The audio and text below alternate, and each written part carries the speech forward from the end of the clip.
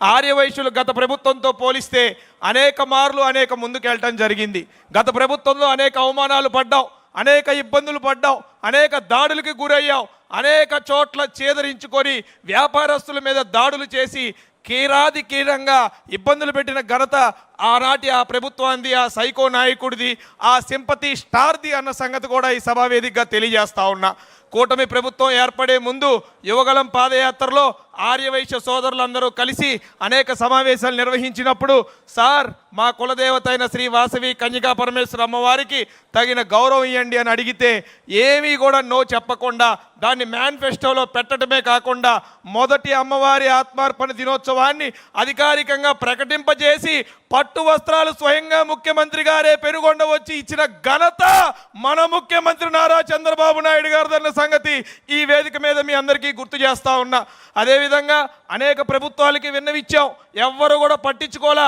Sir మా అమ్మవారు కన్యకా పరమేశ్వర అమ్మవారు వెస్ట్ గోదావరిలోని పెనుగొండ గ్రామంలో ఉంది, ఆ ఊరికి వాసవి పెనుగొండ పేరు పెట్టండి అంటే చూస్తాం చేస్తాం అని అప్పచ్చి తిప్పేశారు తప్ప ఎవరు కూడా పని చేయలే. కానీ మన యువనేత నారా లోకేష్ గారు మా ఆశయాలకి వారధిగా ఉండి ముఖ్యమంత్రి గారిని ఒప్పించి ఆ వాసవి పెనుగొండ రెవెన్యూ డివిజన్ని వాసవి పెనుగొండగా పేరు మార్చిన ఘనత ఈ కూటమి ప్రభుత్వాన్ని మన ముఖ్యమంత్రి గారిదన్న సంగతి ఈ సభాముఖంగా తెలియజేస్తా ఉన్నా.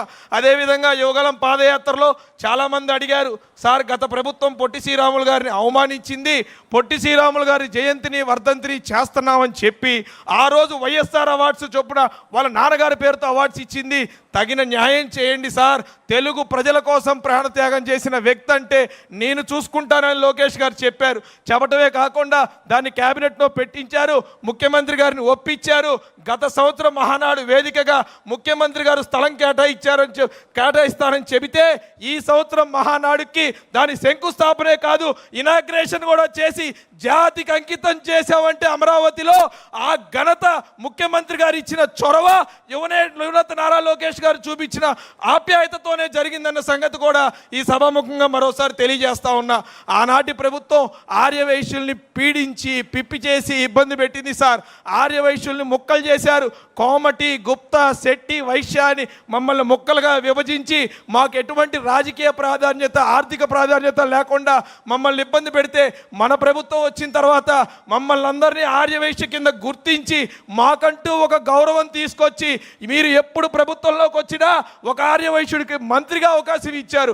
మీరు అనేక మార్లు ఎన్నో ఎమ్మెల్సీలు, ఎన్నో ఎమ్మెల్యేలు, రాజ్యసభ సభ్యులు, అదేవిధంగా పోలిట్ బ్యూరోలో కూడా మన చిన్న వాళ్ళకి ఆర్యవైశ్యులకి మీరు ఇచ్చారంటే అది మీరు ఆర్యవైశ్యులు చూపించిన ప్రేమని ఈ జాతి ఎప్పుడు మరొదని తెలియజేసుకుంటూ, ఇంతటి అవకాశం నా వెనక ఎవరూ లేకపోయినా ఒక సామాన్య కార్యకర్త నుంచి ఆనాడు యువగల పాదయాత్రలో అన్నతో పాల్గొని కష్టపడి పనిచేసిన వాణిజ్య విభాగం అధ్యక్షుడిగా, అధికార ప్రతినిధిగా, నేడు ఆర్యవైశ్య కార్పొరేషన్ చైర్మన్గా మహానాడిని దూరం నుంచి చూస్తేనే ఆనందపడే నాలాంటి కార్యకర్తకి ఈ వేదిక మీద నుంచి మాట్లాడే అవకాశం మీరు ఇచ్చినందుకు ప్రత్యేక ధన్యవాదాలు తెలియజేసుకుంటూ సెలవు తీసుకుంటున్నాను సార్. చంద్రబాబు గారి నాయకత్వం, తెలుగుదేశం పార్టీ కార్యకర్తల గుండె చప్పుడైన యువనేత నారా లోకేష్ గారి నాయకత్వం, యువనేత నారా లోకేష్ గారి నాయకత్వం, అలాగే విజయవాడ పశ్చిమ నియోజకవర్గ ప్రజలకు కూడా ప్రత్యేకమైన ధన్యవాదాలు తెలియజేసుకుంటూ సెలవు తీసుకుంటున్నాను సార్. Thank you.